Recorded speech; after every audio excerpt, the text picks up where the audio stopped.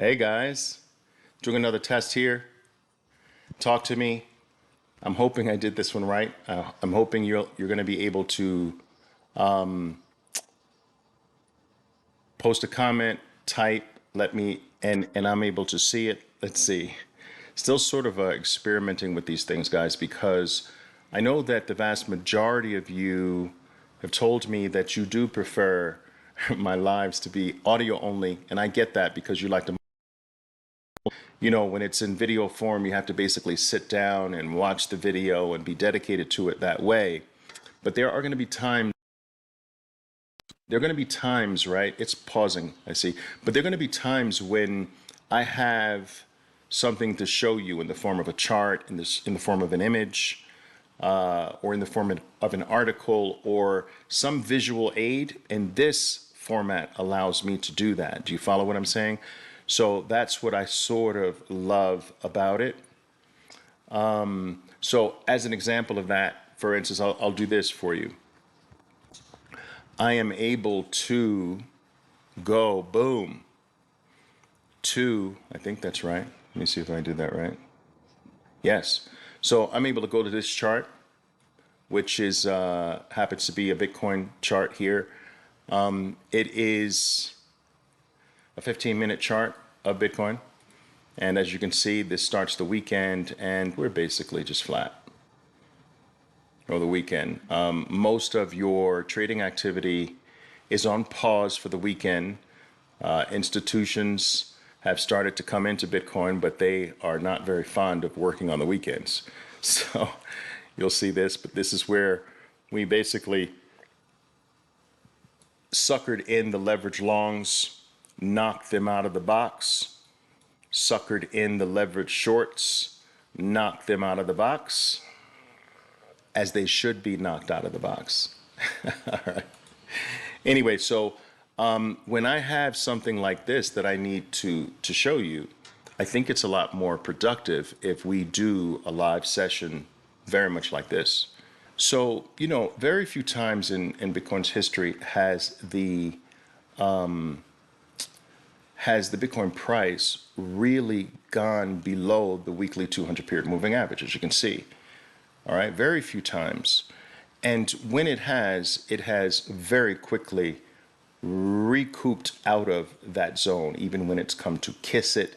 It's a very quick, for the first time in Bitcoin's history, not only did we not get a quick rebound off of the 200, we went deeper than normal below the 200 on the weekly chart, and we stayed there for what's considered to be a fairly decent period of time. It's never done that.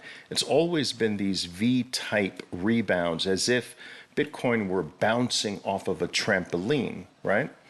And the trampoline goes down a little bit, but it swings the price back up. Trampoline down, up. Trampoline swings down, but swings back up. Here, it actually stayed for a while. And of course, we know now a lot of that was due to the excessive fraud that was being perpetrated in the system by your FTXs and your Sam Bankman-Frieds and your 3 Arrows Capital. It was just a whole bunch of things. Everything but the kitchen sink. Everything, including the kitchen sink, was thrown at Bitcoin this time.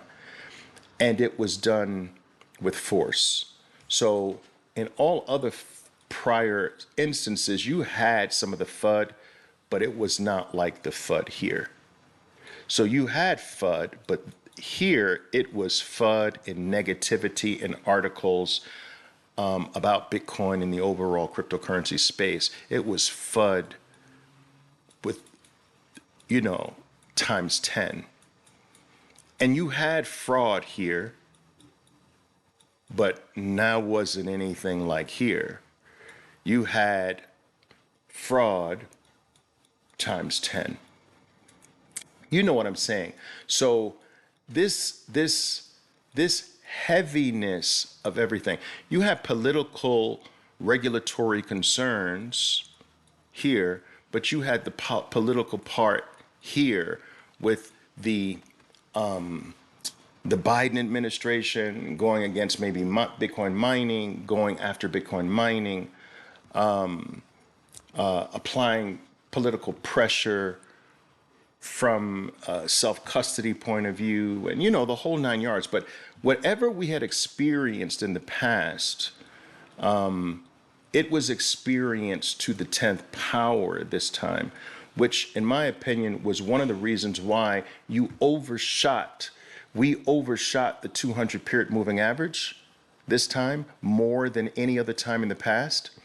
And what's also interesting is that this top was capped, right? It was largely capped by China mining the China ban, which really dropped Bitcoin.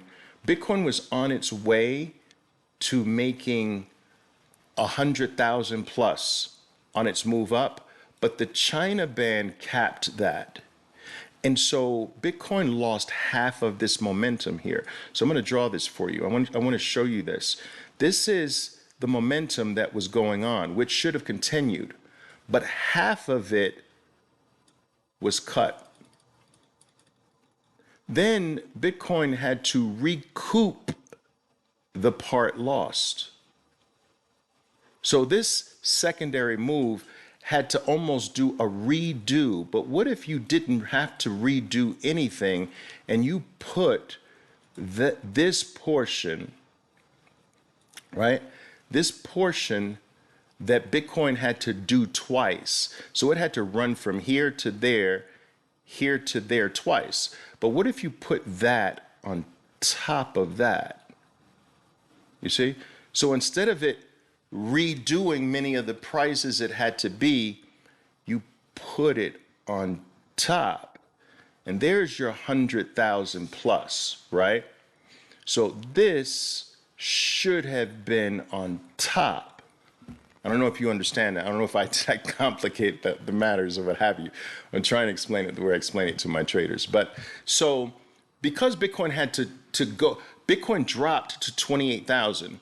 So it ran from 28,000, all right? So it ran from 28,000 to 64. So 28 to 64. But it had to go all the way back to 28 and reduplicate it. So imagine that you're a runner running a marathon. The finish goal is 110. But the organizers of the race say, I know you were in first place at 64, but you got to go back to mile 28 and you have to continue the race from there. And you're like, but I'm at mile 64. Why do I have to go back to mile 28? It's just the way it is. So Bitcoin goes all the way back to mile 28 and it has to rerun from 28 to 64 and it overshoots a little bit. But this run should have been here, not from down there. So my point is that because this falls from a lower level, it's no surprise that it drops to a lower level. Because this should have been up here, you would have dropped to the 200 and not broken it. But because the drop originated from a lower capped view, the length of this move should have started there. You understand? It should have started here. But because it started lower, this low is also lower. And that's from a technical point of view. Now, here's the thing. Because we overshot, you know how sometimes you can overshoot, you can pull the slingshot. Guys, check this out, right? So you can pull a slingshot back, right? Ting, right? But if you pull it back and then you pull it back a little bit more, and wait a minute, and one more, the trajectory is going to be more violent, right? So my point is this. The trajectory, because this was pulled back, this slingshot was pulled back further than it normally further than it normally historically does. This move up should be commensurate to that pullback. So the move up should be more violent, should run further than your average typical move up, because the pullback was harder as well. All right. And so, I just find all these things fascinating, guys. And at the end of the day, all right, I will tell you this. It doesn't matter. The only thing, guys, the only thing that matters is more Bitcoin. Price at the end of the day doesn't really matter. The only thing that matters is more Bitcoin. Now, in reality, the USD denominated price of Bitcoin actually holds back your ability to accumulate more Bitcoin as it goes up. So it's bittersweet. You do want the Bitcoin that you've accumulated in prior points throughout history and at lower prices, you want those increasing in value.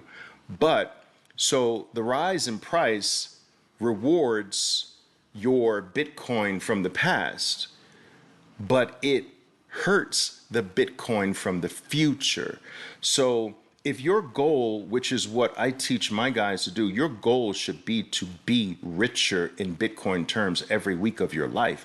You should be DCing every single week, irrespective of price, irrespective of what's going on, irrespective of the news, irrespective of the FUD, irrespective of the geopolitical environment, irrespective of the economy, irrespective of bozo Federal Reserves all over the world. Who cares? You should make Bitcoin your unit of account, and you should not determine your wealth based on how much more extra dollars I have. You should base your wealth on a new unit of account.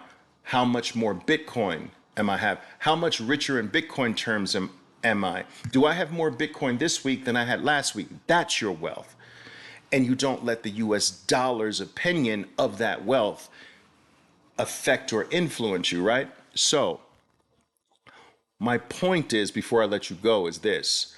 A rising US dollar price of Bitcoin rewards the Bitcoin of the past, but it hurts the Bitcoin of the future. So it makes the Bitcoin that you're accumulating of the future more expensive than it used to be. You understand? So that's where this strange dichotomy comes into the place, this strange love-hate relationship with a rising Bitcoin USD denominated price. And what's the major point here? The point is that you can't wait. The point is that Bitcoin does not reward the waiter. The Bitcoin does not reward the delayer. The Bitcoin doesn't reward the people who say, well, I need more regulatory clarity, Oliver. Bitcoin doesn't reward that. I need to be sure the government's not going to ban it. Government can't ban Bitcoin, dummy. The government can only ban itself from Bitcoin. But, okay, Bitcoin doesn't reward that mindset. But doesn't reward the mindset, I need to see that it's being adopted faster or more, or I need to see more businesses start to accept it, or I need to see if it can come back down to 30,000, or I need to see how it handles this resistance. Bitcoin does not, over time, reward the waiter, the delayer, the pauser, the guy or the woman who says, I first need to see something. Bitcoin is the purest form of opportunity rooted in the now. It rewards the actor of the now. All right? And this is why there will never be a company that will ever in the history, not in your lifetime, not in my lifetime, not in the history of the future history of humanity, as long as human beings live on this earth, no company will ever own more Bitcoin than MicroStrategy. That is a one-off, done. It's in the freaking history books. You can count that. Why? Because he acted first. He acted fast. He acted in the immediate now. MicroStrategy and Michael Saylor did not say, well, let me wait for regulatory clarity. I need to wait for regulatory clarity. I need my politicians to sign off on that. But wait a minute, let me wait for FASB rules to be changed. I hate this accounting system. I mean, he didn't frickin' wait. And now, with a constant buying plan, he's doing what I'm telling you to do. Be richer in Bitcoin every single quarter, every single 6 months, every single year of your life. No one's going to catch him. You have seen it. You heard it here first. No company will ever own more Bitcoin than MicroStrategy. He acted first. Take a lesson out of Michael Saylor. Take a lesson out of MicroStrategy. Act now. Be first. Don't be the waiter. Don't be the pauser. And my God, don't be a shorter. Oh my God. In fact, if you're a shorter, get off my page. It's the dumbest low. I don't want to be around people with IQs that low. I'm sorry. All right, guys, listen. Ciao for now. Just wanted to see how this test goes out. Went out, but I hope it's okay. We'll be able to do some cool things with this before Bitcoin hits 100,000, guys. I told you, I'm out.